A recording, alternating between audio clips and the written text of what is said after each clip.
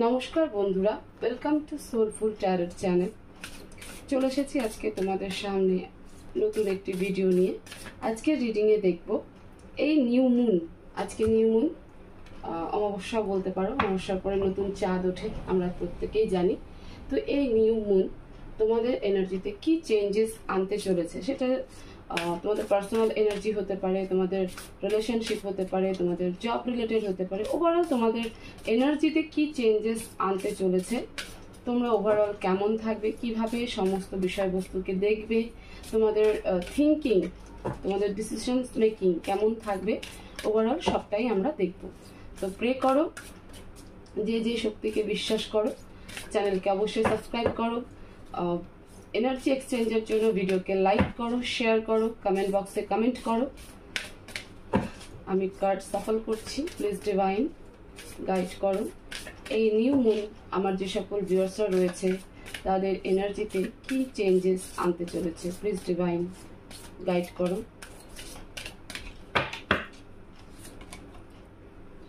Your hard work is paying off. New moon in Capricorn. Okay. Adjustment are required.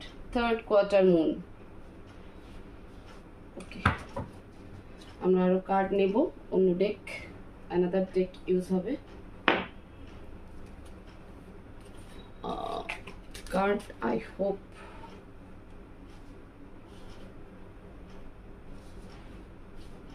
দেখতে পাচ্ছ।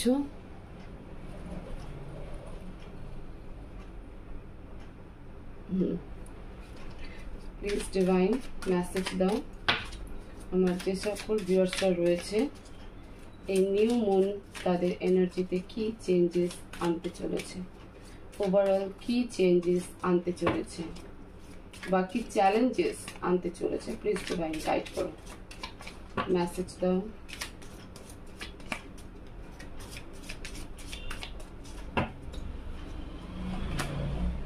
The Hanged Man,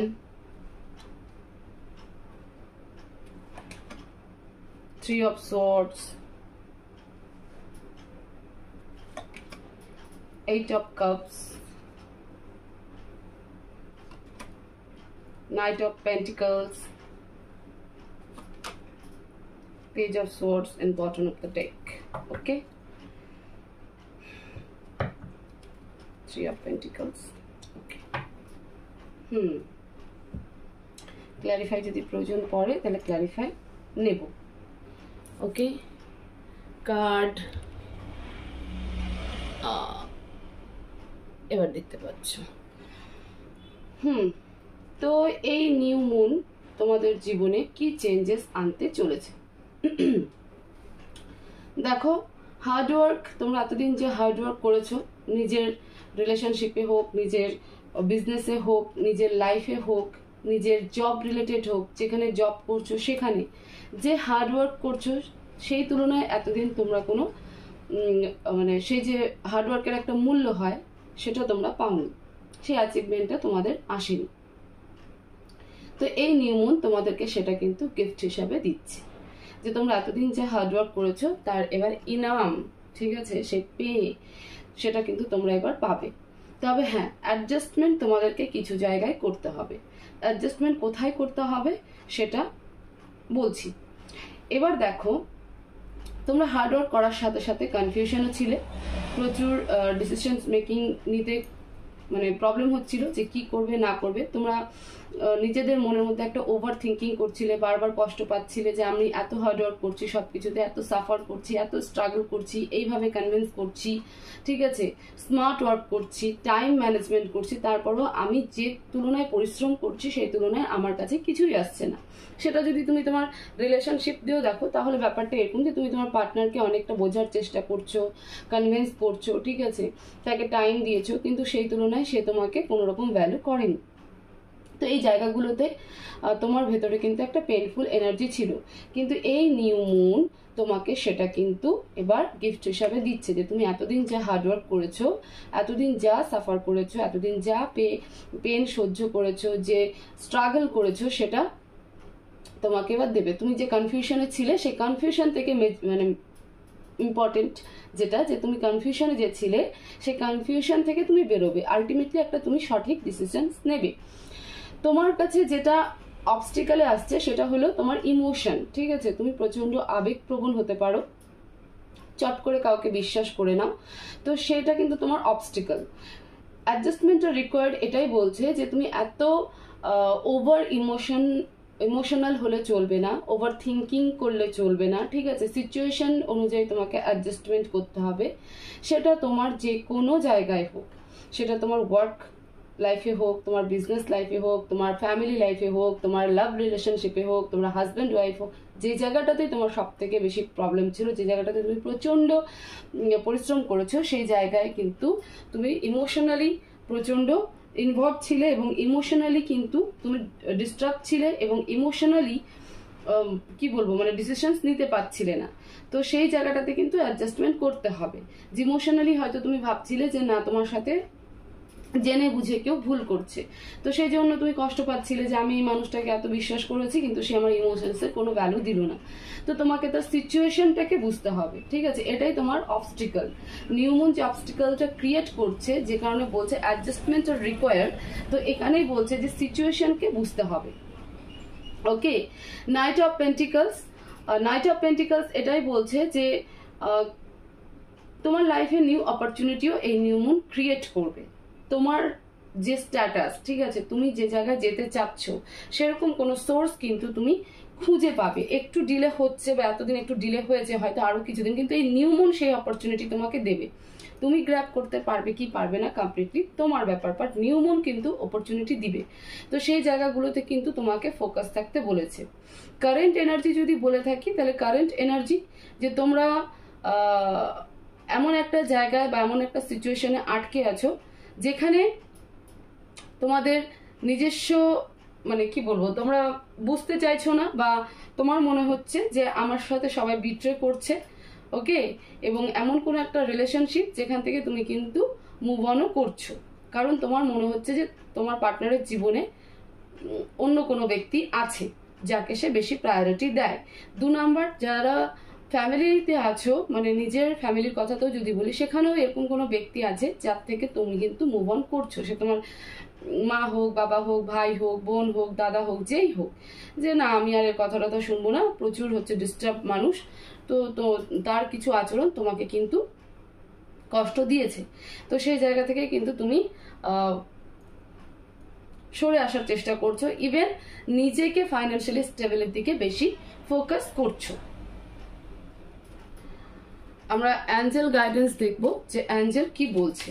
তো এই new moon ultimately কিন্তু তোমাদের যে হার্ডওয়ার্ক, তোমাদের যে সাফারিং ছিল, স্ট্রাগল ছিল, ঠিক আছে, একটা ডিসিশনস মেকিং মানে ডিসিশনস না নেওয়ার যে একটা কি বলবো কনফিউশন ছিল যে নিতে পারছি না, কি করব না করব, তো সেই জায়গাটা কিন্তু তোমাদের ক্লিয়ারিটি আসবে।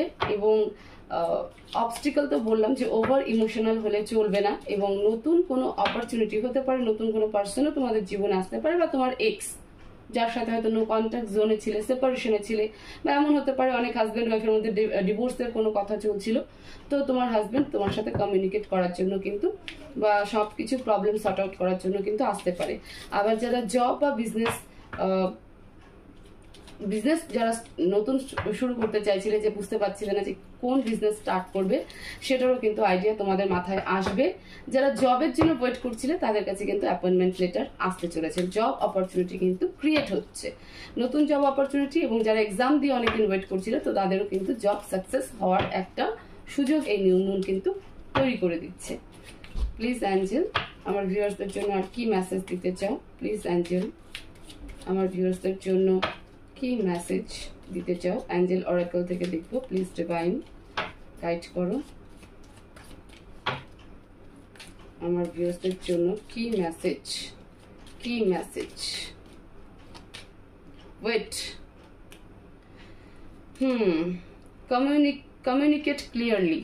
ওকে, রোম্যান্স, আমি বললাম কারো জীবনে নেক্সট এক্স বা যাদের হাজব্যান্ড ওয়াইফের মধ্যে যদি কোনো ডিভোর্স চলে থাকে, তাহলে সেই ডিভোর্স হয়তো হবে না, তোমার হাজব্যান্ড তোমার সাথে কমিউনিকেট করবে বা ডিসকাশন কিন্তু করবে within the next few month.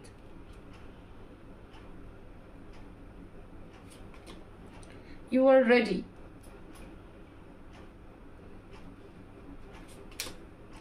Unluckily. And last one, reconsider. দেখো আমি বলেছিলাম অ্যাঞ্জেলো কিন্তু সেই রিলেটেডই মেসেজ দিচ্ছে, ঠিক আছে, যে তুমি এতদিন যে ওয়েট করছো within the next few months, আর কিছুদিন অপেক্ষা, এই নিউ মুন কিন্তু সেই এনার্জি তোমার মধ্যে দিচ্ছে যে তুমি যে কোনো ডিসিশনসকে ক্লিয়ারলি নিতে পারবে। কমিউনিকেট ক্লিয়ারলি, তোমাকে কমিউনিকেশন ক্লিয়ার করতে লাগবে এবং সে তার জন্য তোমাকে কিন্তু প্রিপেয়ার করা হচ্ছে। তোমার জীবনে যে এত স্ট্রাগল করানো হলো, এত সাফার হলো, এত ডিলে হলো, ঠিক আছে, তোমার পরিশ্রম অনুযায়ী তুমি পারিশ্রমিক পেলে না, সেটা রিলেশনশিপেই হোক যেখানে তুমি প্রচুর ইনভেস্টমেন্ট করেছো বাট তোমার রিলেশনশিপ সাকসেসফুলি হয়নি, তো সেইখানটাতে তোমাকে এই জায়গাগুলোতে প্রিপেয়ার করানো হলো। এই সিচুয়েশনগুলো তোমার জীবনে আসা মানে তোমাকে প্রিপেয়ার করানো হচ্ছিল, ইউনিভার্স তোমাকে প্রিপেয়ার করছিল যে যাতে তুমি তোমার কমিউনিকেশন স্কিল হয়তো একটু কম হতে পারে, তুমি ভালো করে কমিউনিকেট করতে পারো না, তো কমিউনিকেট কি করে করতে হয়, তো তার জন্য কিন্তু আমাদের জীবনে এরকম কিছু সিচুয়েশন কি বলবো ক্রিয়েট হয় যখন আমরা শিখি যে না আমাদেরকে এবার বলতে হবে। রোমান্স আনলাকিলি, ঠিক আছে, তোমার জীবনে যে রোমান্স চলে গেছিল আনলাকিলি, যেটা তুমি ডিজার্ভ করতে না, তবু সেটা তোমার সাথে হয়েছিল। তো আমি আগেই বললাম যে তোমার জীবনে নেক্সট বা এক্স কেউ তো আসতে চলেছে, যাদের ডিভোর্স বা সেপারেশন চলছিল তারা কিন্তু নিউ কমিউনিকেশনে আবার আসবে, মানে তাদের সাথে কমিউনিকেট হবে এবং ডিভোর্স বা সেপারেশন কিন্তু আর থাকবে না। রিকনসিডার, তোমাকে ইউনিভার্স বলছে যে এবার কনসিডার করো, ঠিক আছে, এবার কনসিডার করো, তোমাকে এতদিন সবকিছু এত ফেস করানো হয়েছে যাতে তোমার জীবনে ভালো কিছু হয়। তো এই ছিল তোমাদের নিউ মুন এনার্জি, যে তোমাদের এই নিউ মুন তোমাদের লাইফে কি চেঞ্জেস আনতে চলেছে, তোমাদের এনার্জিতে কি চেঞ্জেস আনতে চলেছে। তো খুব ভালো এনার্জি আসতে চলেছে তোমাদের লাইফে। অবশ্যই এই ভিডিওতে কমেন্ট করো থ্যাংক ইউ ইউনিভার্স, ঠিক আছে, thank you divine, I claim this energy. অবশ্যই কমেন্ট করো, ভিডিওকে শেয়ার করো, লাইক করো, চ্যানেলকে সাবস্ক্রাইব করো। সবাই ভালো থাকো, পজিটিভ থাকো, দেখা হবে নেক্সট ভিডিওতে। Thank you so much.